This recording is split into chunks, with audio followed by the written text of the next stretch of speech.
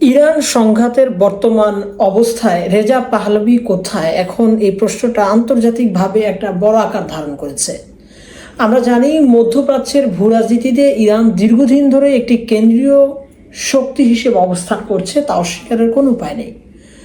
পারমাণবিক কর্মসূচি, আঞ্চলিক প্রভাব বিস্তার, আঞ্চলিক প্রক্সিগুলোকে সহায়তা দেওয়া এবং পশ্চিমা বিশ্বের সাথে টানাপোড়েন এবং অভ্যন্তরীণ রাজনৈতিক যে কাঠামোর জটিলতা, এই সব কিছু মিলিয়ে ইরান একটি সংঘাতময় পরিস্থিতিতে অবস্থান করছিল পশ্চিমা শক্তির সাথে।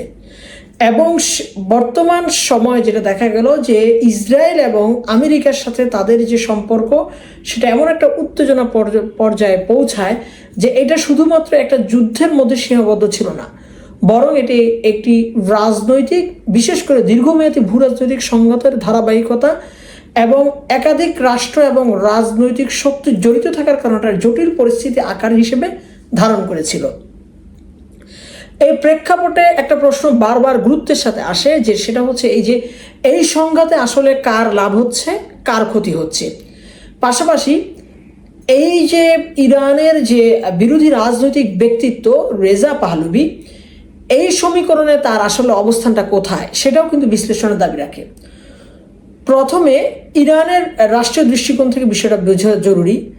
যখনই ইরান বাইরের শক্তির চাপের সম্মুখীন হয়, নিষেধাজ্ঞার সম্মুখীন হয় এবং আঞ্চলিক উত্তেজনা বাড়ে ইরানকে কেন্দ্র করে, তখন ইরান রাষ্ট্রটিকে এটা অভ্যন্তরীণভাবে এই জাতিগোষ্ঠীকে ঐক্যবদ্ধ হতে সহায়তা করে। যুদ্ধ বা সংঘাতের পরিস্থিতি সরকারের সাধারণত জাতীয় নিরাপত্তা এবং সার্বভৌমত্বের প্রশ্নকে সামনে আনে। তখন মানুষ কিন্তু যতই বিরোধ থাকুক না কেন, একে অপরের সাথে মতবিরোধ দূর করে জাতীয় নিরাপত্তা নিশ্চিত করার জন্য এগিয়ে আসে। এর ফলে সাময়িকভাবে জনগণের মধ্যে রাষ্ট্রীয় ঐক্য বাড়ে এবং অভ্যন্তরীণ বিরোধ কিছুটা হলেও কমে। এই অর্থে সংঘাত পরিস্থিতিতে ইরানের জন্য রাষ্ট্রীয় কাঠামো একটি নির্দিষ্ট পর্যায়ে শক্তিশালী অবস্থান নিতে সাহায্য করে, কারণ এই সময় জনগণের সাপোর্ট বা সমর্থন তাদের জন্য বাড়ে। অন্যদিকে যুদ্ধ পরিস্থিতির সময় যখন না থাকে, আমরা দেখি যে ইরানের জন্য বড় ধরনের অর্থনৈতিক এবং সামাজিক ক্ষতির কারণ হয়ে দাঁড়ায় যখন একটা বৈশ্বিক চাপে ইরান থাকে। কারণ তখন দীর্ঘস্থায়ী নিষেধাজ্ঞা থাকে, বৈদেশিক বিনিয়োগের অভাব থাকে, ইরানে মুদ্রাস্ফীতি বাড়ে এবং বেকারত্ব থাকে, যেটা ইরানের আর্থসামাজিক অবস্থান, ইরানের বসবাসরত মানুষের আর্থসামাজিক অবস্থান ভয়াবহ দুর্বল করে ফেলে।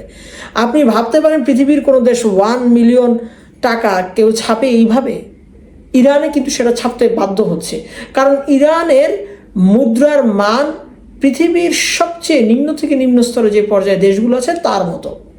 অথচ ইরান দেশটি কিন্তু অর্থনৈতিকভাবে প্রকৃত অর্থে অতটা ভঙ্গুর নয় যতটা তার মুদ্রার মান নিচু রয়েছে।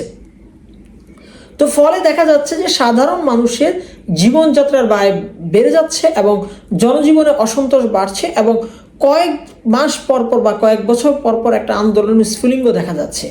এবং আন্তর্জাতিক অঙ্গনে ইরানের যে কূটনৈতিক বিচ্ছিন্নতা, তা কিন্তু এই নিষেধাজ্ঞাটাকে প্রমাণ করছে যে আসলে এই নিষেধাজ্ঞাটা বলবৎ হচ্ছে, কারণ যেমন আন্তর্জাতিক সম্পর্কের দিক থেকে ইরানের কিছুটা দুর্বলতা রয়েছে।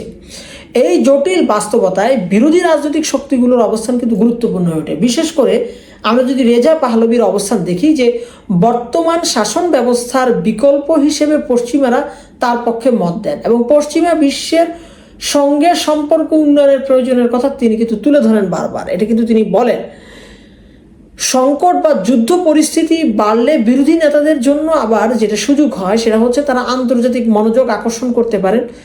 এমন পরিস্থিতিতে রেজা পাহলভি যেটা করেছেন, তিনি মিডিয়া, কূটনৈতিক মহল এবং প্রবাসী ইরানিদের সাথে তার জনসংযোগ বাড়িয়েছেন এবং প্রবাসী ইরানিদের মধ্যে তার যে সম্পর্ক, সেটা কিন্তু জনসমর্থন, সেটা তিনি বাড়াতে সক্ষম হয়েছেন। কারণ সংঘাত যত গভীর হবে, বিকল্প নেতৃত্ব বা পরিবর্তনের ধারণা কিন্তু তত বেশি গুরুত্ব পায়। এই অর্থে রাজনৈতিক অস্থিরতা কিন্তু রেজা পাহলভির জন্য একটা পরোক্ষ সুযোগ তৈরি করেছিল, এবং যেখানে তার বক্তব্য ও অবস্থান আন্তর্জাতিক পরিসরে অনেকটা গুরুত্বপূর্ণ হয়েছে।